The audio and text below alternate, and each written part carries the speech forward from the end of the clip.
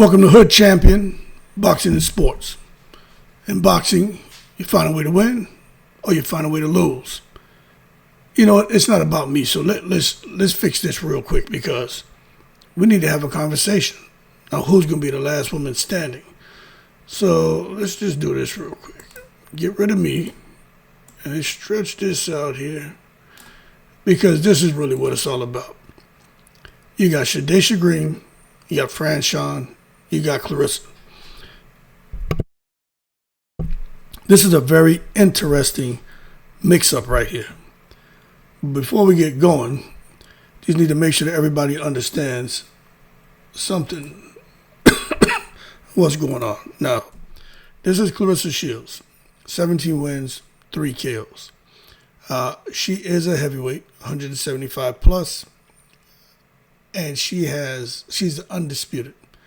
She got every damn belt you can have as a heavyweight undisputed champion. Now, Claressa Shields, many, when you're just talking boxing, they're going to say Claressa Shields is probably the best female boxer to ever put on a pair of gloves, okay? That's just what a lot of people say, and people are entitled to their opinions.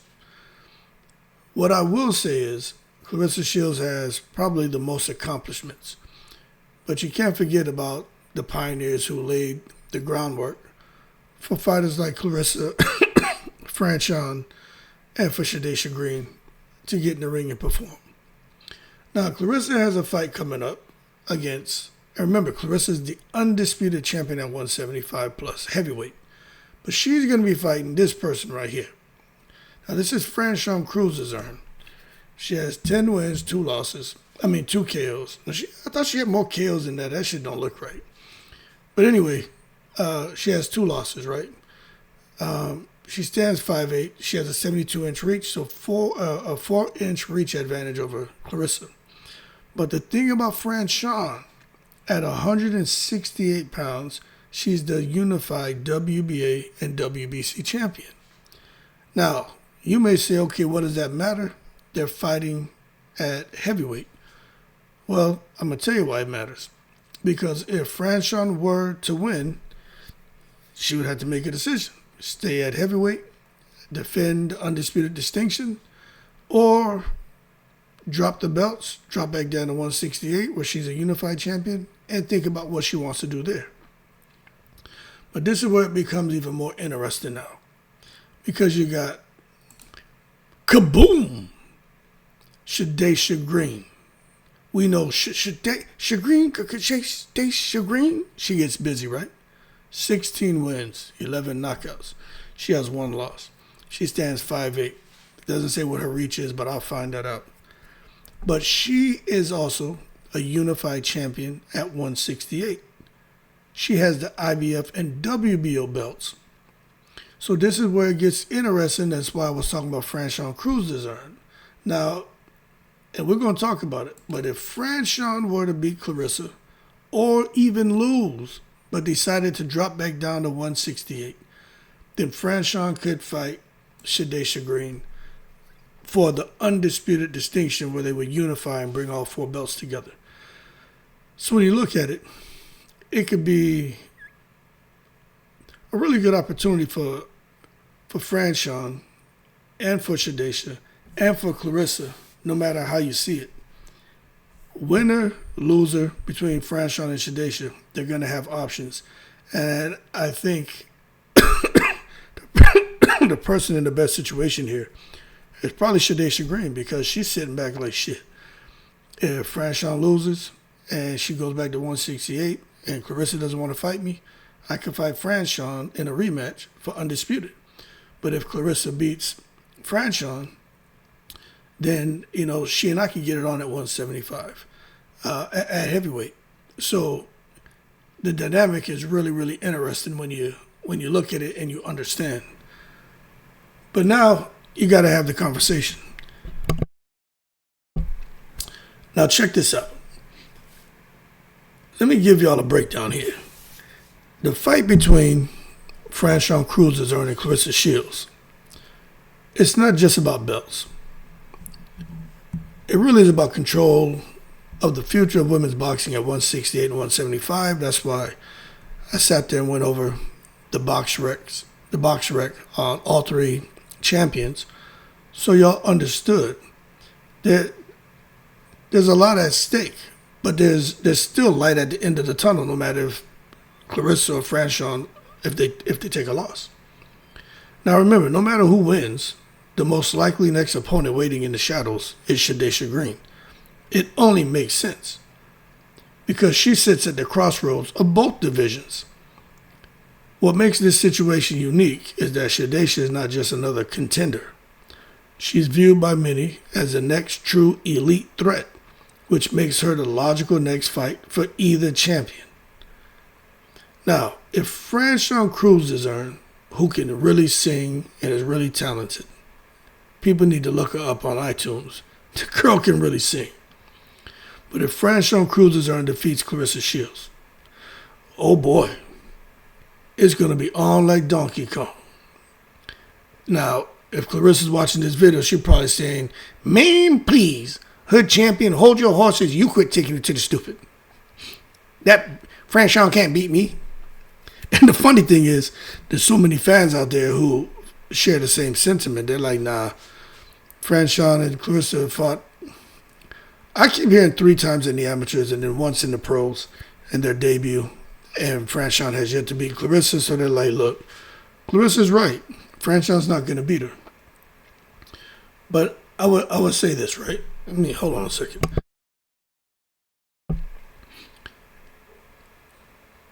If Franchon Crews defeats Claressa Shields, Franchon would then face a massive career decision.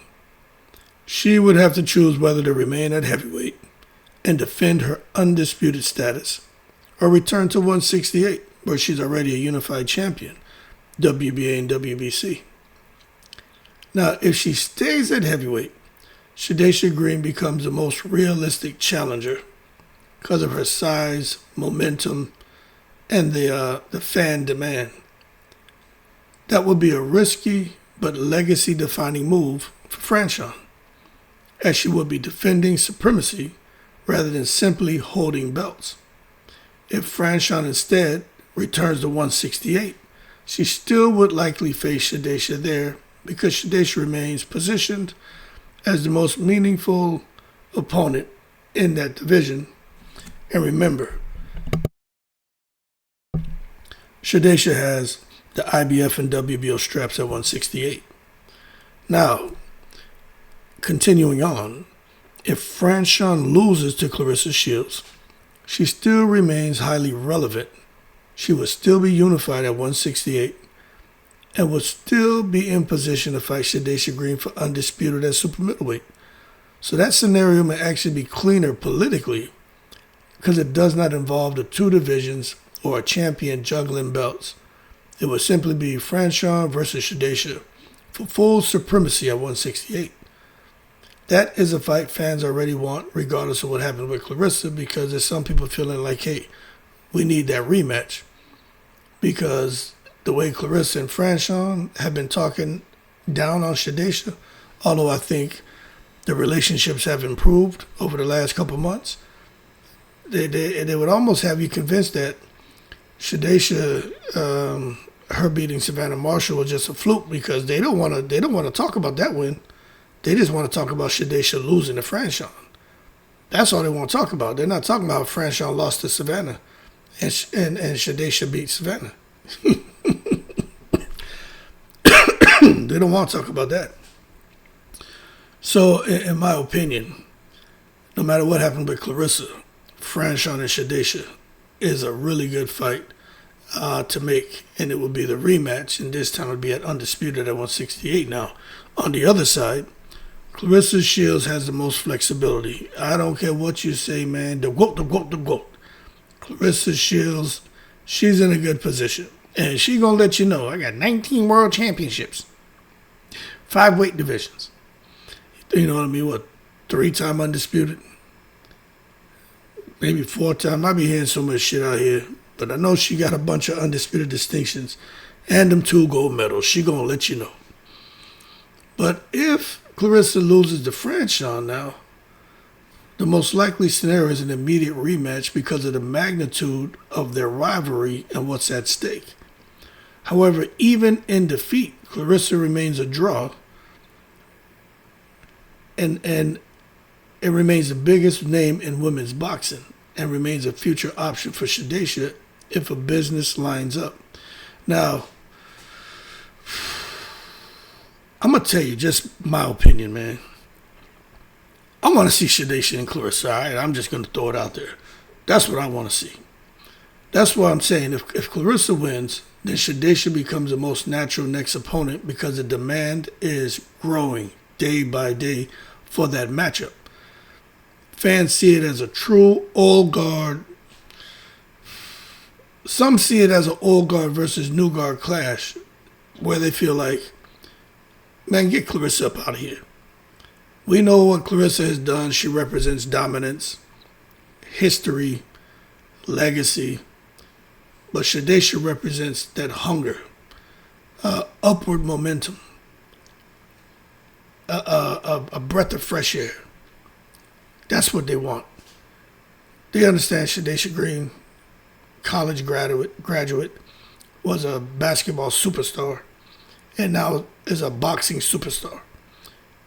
And when it comes to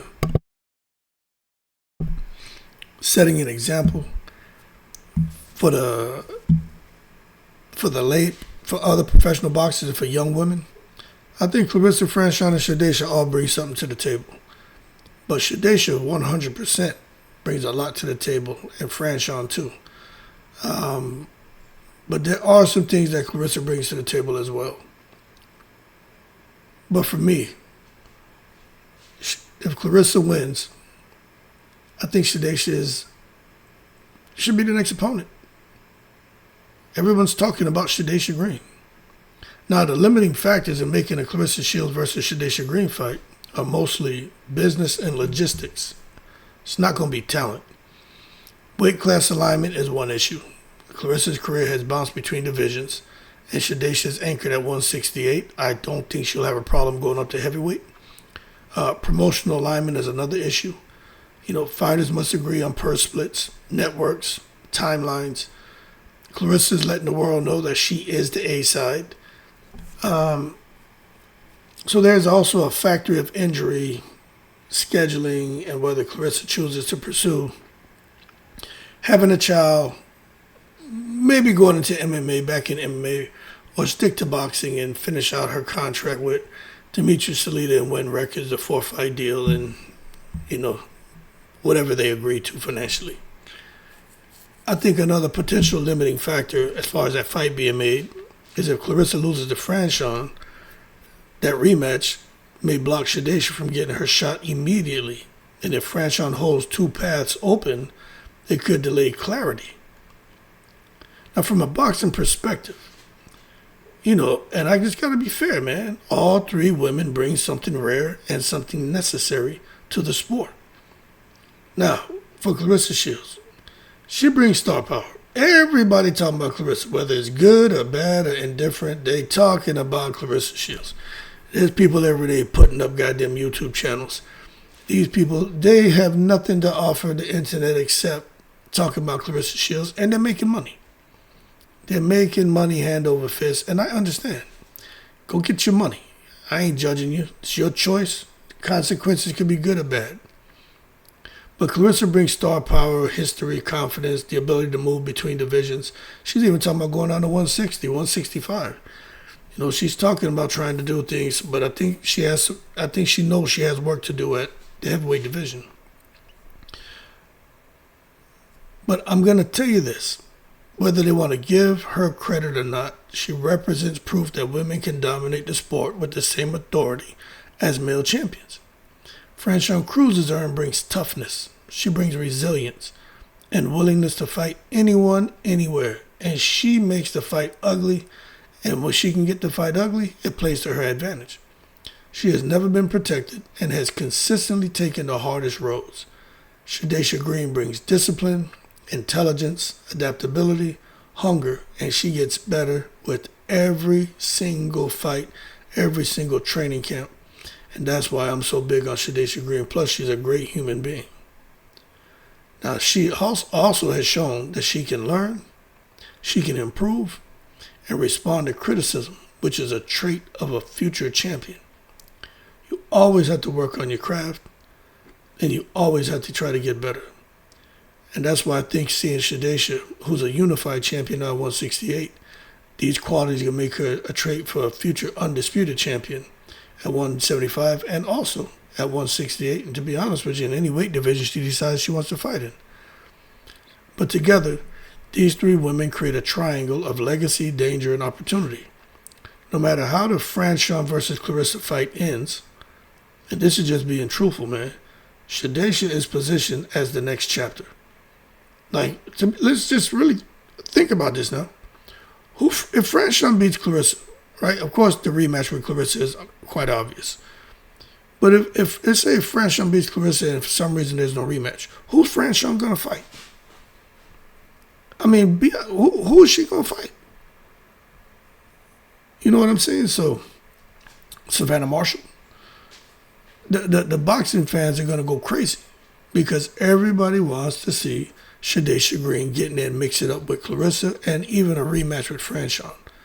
Shadasia is in high demand. Now, once I find out what she's doing, I'm going to sit there, man, and drop maybe 2 videos a day on Shadasia Green because we need to sit there and build a discussion up over her until her next fight because I do believe she's going to be getting back in the ring pretty damn soon. But this is why the outcome of the fight between Claressa and Franchon, it doesn't close the story out.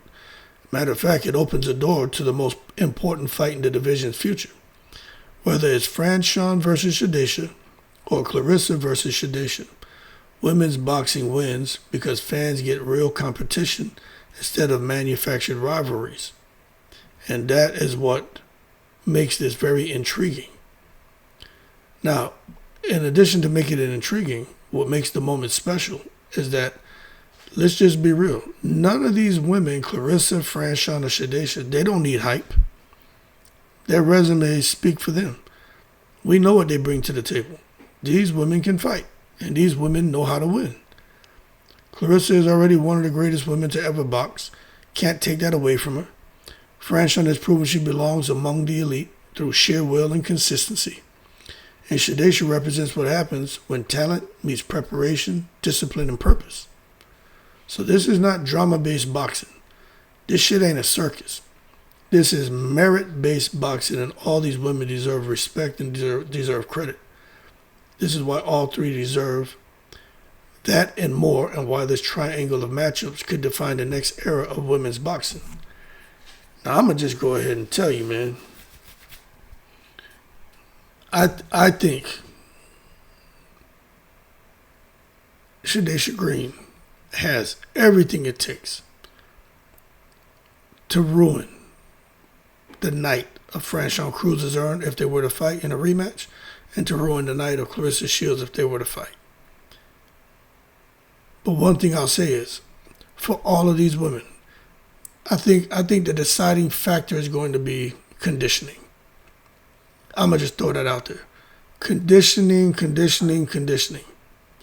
You got to be able to let your hands grow from the first second of the first round to the last second of whenever the fight ends. Now, who has the most power out of all three? Well, I mean, you just look at the records. I mean, blind man can see that. You know, I'm not making nothing up, but when you look at Shadasia Green, 16 fights, 11 KOs, kind of hard to argue as far as, who has the most power. You come and look at Franchon, 10 wins, and 2 of those by KO. It still seems a little bit odd, but it is what it is. BoxRec, I believe BoxRec is accurate, but if that's off, then it is, but it is what it is. Then you look at Claressa. She got 17 wins. She only has 3 knockouts. So again, coming back full circle to Shadasia Green, she got the power like He-Man. And I'm going to tell you, if Franchon and Shadasia were to rematch, Franchon finds herself not being able to maul her and trying to get into exchanges with her, I think that's where Franchon could have some serious problems. But Franchon fights a kind of fight where she will maul you and kind of try to grind you down. And that's where the conditioning comes into play. That's why for me, for all three of these ladies, especially my girl Shadasia, I would really like to get a good feeling about the conditioning. With Franchon and Claressa, that's happening, I mean, less than 2 weeks out. We're going to see who has the better conditioning. Claressa is always conditioned. Franchon is always conditioned. But there's elite conditioning, then there's special conditioning. And when I talk about that special conditioning, I'm talking about that shit that Terrence Crawford has, that Shakur Stevenson has, that Floyd Mayweather had, that Joe Calzaghe had, Dimitri Bivol. You know what I'm saying? William Zepeda, Devin Haney. These guys who get in there and they just don't get tired, man. Alexander Usyk, Lomachenko, Gary Antoine Russell Jr. No, it's Gary Antoine Russell. You know, there's a different type of conditioning, man. So we're going to see what's up with Claressa and Franchon, but they're getting there with Shadasia. Could get ugly real quick for them. Trying to exchange with her, you don't punch with a puncher. Early rounds can be detrimental. But that conditioning is going to be a big deal. That conditioning. Heart and everything, you know, look, that plays into it. But that conditioning, I'm telling you, I've been in situations where I've been sparring, I've seen people sparring, and of course the professional boxing matches that I've seen, but forget about that. I'm talking about being in a fucking gym. And I've seen what happens when you get a guy in there who is obviously the more talented fighter, and they get tired. And when they get tired, there is nothing your ass can do when you get tired. And then all of a sudden, they start getting bing-binged up in there. And they're like, yo, hold your horses. Stop taking it to the stupid. What the hell is going on? And we sit there like, oh, that MF got tired. You know what I'm saying? Even I've been in sparring sessions where I sit there, man, my stamina is ridiculous. And I used to bing guys up out of there. But I have been in situations where I talked the story before, man. I've been in life or death sparring sessions. When I tell you that shit's not comfortable, that shit is not comfortable. So I'm really big on not just power, but that conditioning. Conditioning. And I think that's what's going to determine the last woman standing. But at the end of the day, man, I got respect for all three. But y'all know I'm rooting for Shadasia all day. Simple. But anyway, y'all keep cool. Shout out to the veterans, all 7 continents. Yo, I'm in the breeze.